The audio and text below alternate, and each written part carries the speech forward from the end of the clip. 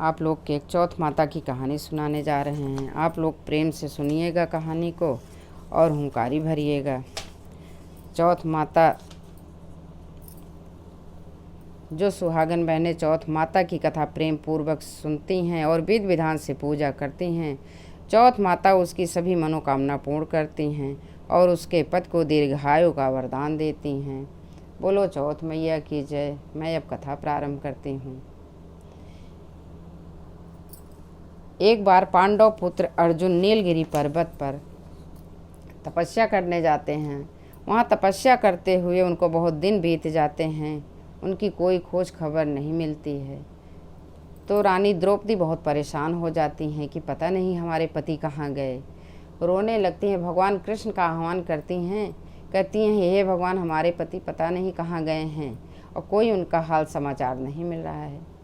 भगवान ने कहा, द्रौपदी परेशान न हो, तुम जो है चौथ व्रत, कार्तिक की कृष्ण पक्ष की चौथ का व्रत करो और उन्हीं से अपने पति के दीर्घायु होने की कामना करो।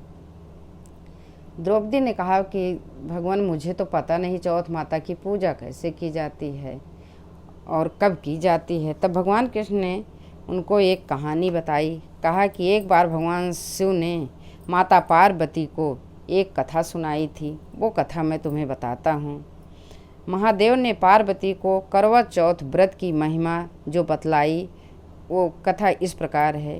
प्राचीन काल में एक ब्राह्मणी थी जिसका पति कुष्ठ रोगी था। ब्राह्मणी अपने पति की खूब सेवा करती थी और साल के हर महीने की चौथ का व्रत रखती थी। सभी चौथ माता कार्तिक की चौथ माता से ब्राह्मणी के पति का कुष्ठ रोग ठीक होने की प्रार्थना करती थी और लंबी आयु मांगती थी।